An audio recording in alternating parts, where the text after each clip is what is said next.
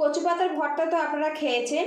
আজকের কিন্তু একেবারে ঝরঝরে কচু পাতার ভাজা রেসিপি আপনাদের সাথে শেয়ার করব। তার জন্য এখানে দেখুন বন্ধুরা, বেশ কিছুটা কচু পাতা নিয়ে একেবারে ঝিরি করে কুচিয়ে নিয়েছি। কচু পাতাটা কিন্তু আপনারা প্রয়োজন মতো নিয়ে নেবেন।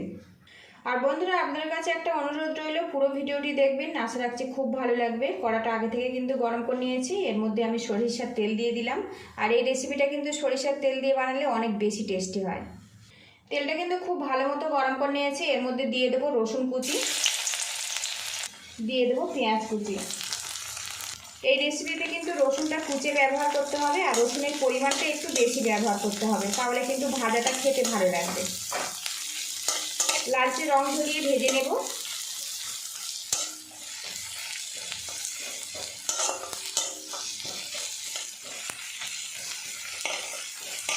বেশ কিছুক্ষণ ভেজে নিয়েছি। এর মধ্যে দিয়ে দেবো কালো জিরে, দিয়ে দেবো 1 চামচ পরিমাণে চিলি ফ্লেক্স। আর একটু নাড়াচাড়া করে ভেজে নেব।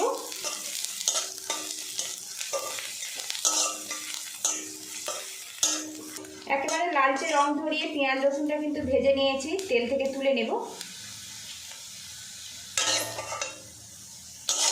সামান্য একটু রেখে দিয়েছি, দেখুন। এর মধ্যে কচু পাতা কুচিগুলো দিয়ে দেব। পাতাটা উল্টে পাল্টে দেব।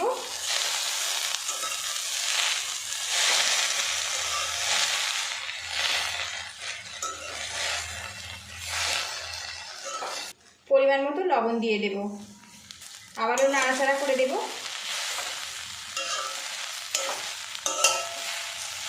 এবার এর মধ্যে দিয়ে দেব কাঁচা লঙ্কা কুচি। আবারও মিশিয়ে দেব। বেশ কিছুক্ষণ নাড়াচাড়া করে কচু পাতাটা কিন্তু আমি ভেজে নিয়েছি। আর বন্ধুরা, ঢাকনা ছাড়াই কিন্তু কচু পাতাটা ভেজে নিতে হবে, এতে করে কচু পাতার যে সবুজ রং, এটা কিন্তু খুব সুন্দরভাবে থাকবে, আর একেবারে কিন্তু ঝরঝরেভাবে রেডি হবে। এর মধ্যে সামান্য পরিমাণে লেবুর রস দিয়ে দেব,